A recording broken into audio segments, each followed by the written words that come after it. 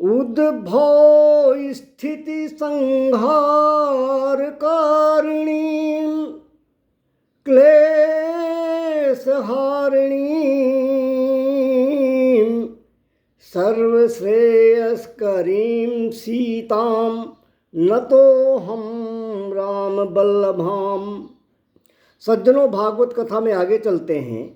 एवं से मानसो हंसो हंसेन प्रतिबोधितः स्वस्तस्तद व्यभिचारेण नष्टामाप पुनः स्मृतिम।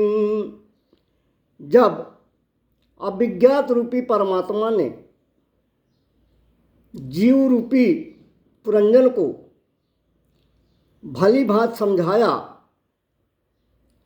उसको अपने स्वरूप का बोध कराया, तो वह मानस का हंस जीव पूरे दोषों से मुक्त हो गया, पूरे विषयों से मुक्त हो गया, पूरे संसार की वास्तविकता से भिज्ञ हो गया और पूरी तरह से उसके पाप नष्ट हो गए और वो अपने वास्तविक तत्व को जान गया कि मैं जीव हूँ और जीव ईश्वर का ही अंश है। अब यह कहानी राजा प्राचीन बर्ही को नारद जी समझा रहे थे। नारद जी ने पूछा कि राजन, ये कहानी समझ में आई? प्राचीन बर्ही बोले, भगवान, कहानी तो सुनने में बहुत अच्छी लगी, पर ये समझ में नहीं आई। नारद जी ने कहा कि राजन, परमात्मा और जीवात्मा दोनों स्वाभाविक और शाश्वत मित्र हैं। जीवात्मा का नाम पुरंजन व परमात्मा का नाम अभिज्ञात बताया गया। पुरंजन का अर्थ है पुरंजयति इति पुरंजनः, अर्थात यह जीव कर्मों के अनुसार अनेक पुरियों में, अनेक योनियों में जाता है। और पुरंजन जीवात्मा ने परमात्मा अभिज्ञात से कहा कि हम दुनियादारी में घूमना चाहते हैं। भगवान कहते हैं घूम आओ, हमें नहीं जाना, पर घूम कर लौट आना, हमें मत भुला देना। भगवान कहते हैं जीव से कि घूमो पर हमें मत भूलो, हमें भूलोगे तो घूमते रहोगे। जीवात्मा छोटे बड़े नगरों में घूमी, अर्थात 84 लाख योनियों में छोटे बड़े शरीर जैसे कुत्ता, बिल्ली, चींटी, हाथी आदि बनकर घूमी, पर कोई शहर अर्थात अन्य कोई दूसरी योनि पसंद नहीं आई। फिर उसे 9 दरवाज़ों की नगरी बहुत पसंद आई। यह 9 नगरों की नगरी क्या है? यह 9 दरवाज़ों की नगरी मानव शरीर है। इसी मानव शरीर में जीव ने जैसे ही प्रवेश किया, उसे एक सुंदर कन्या मिल गई। उससे जीवात्मा ने शादी कर लिया।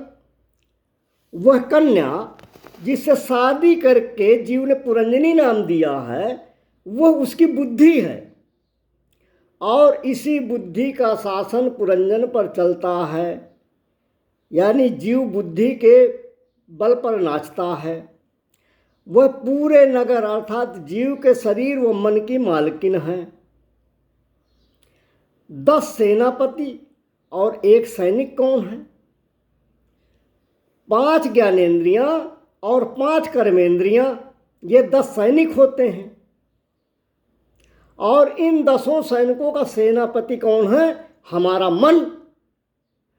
तो जैसे युद्ध में सेनापति के आदेश पर सैनिक काम करते हैं, वैसे ही मन के आदेश से, मन के मार्गदर्शन से हमारी इंद्रियां काम करती हैं। अब मंदिर में हमने भगवान के दर्शन के लिए ध्यान लगाया, उसी समय वहाँ कोई आ गया तो भले ही शरीर मंदिर की मूर्ति के पास है हमारा, किंतु यदि ध्यान हटकर उस आगंतुक की ओर चला गया तो आँख देखते हुए भी भगवान से भटक जाएगी, वह आगंतुक की ओर चली जाएगी। इसी प्रकार सारी इंद्रियां जागृत होते हुए भी यदि मन कहीं अटक गया, मन कहीं भटक गया, तो सब बेकार हो गया। सेनापति के बिना जैसे सैनिक सही योजना से युद्ध नहीं कर सकते, ऐसे ही मन के बिना इंद्रियां सही ढंग से कार्य नहीं करती।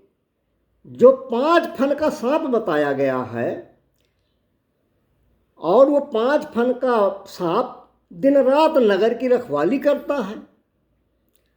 तो 5 फन का सांप कौन है? वह 5 प्राण वायु हैं। प्राण, अपान, समान, उदान और व्यायान। ये 5 प्राण वायु जीव के भीतर सांसों के रूप में है, प्रत्येक जीव के भीतर। आप जाग रहे हो या सो रहे हो, जीव का श्वास रूपी सर्प सदा सावधान रहता है।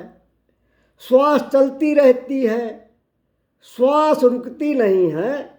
श्वास तब तक नहीं रुकती है जब तक आप पधार ना जाएं। तो यही नगर की व्यवस्था है, यही मानव रूपी शरीर का जो नगर है उसकी यही व्यवस्था है। तो अब पुरंजनी रोवे तो पुरंजन रोवे, इसका क्या मतलब है? इस शरीर से हमारी बुद्धि का संबंध हो गया, तो जो बुद्धि कहती है वही हम करते हैं। हम भी बुद्धि के दासी बन गए। और अब जरा देवी कौन है?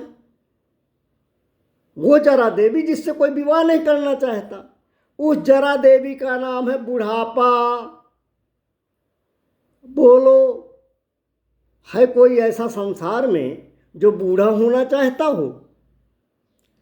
ना, बुढ़ापे की अवस्था में आने के लिए कोई तैयार ही नहीं होता। पर चंडवेग गंधर्वराज कहता है उस जरा देवी से कि हम तुम्हें बताते हैं, सेना देंगे, उससे तुम पुरंजन रूपी जीव को अपने में लपेटो। अब यह चंडवेग कौन है, इसकी कथा हम आगे कहने का प्रयास करेंगे। बोलिए वृंदावन बिहारी लाल की जय, लाडली राधा जू की जय, राघवेंद्र सरकार की जय।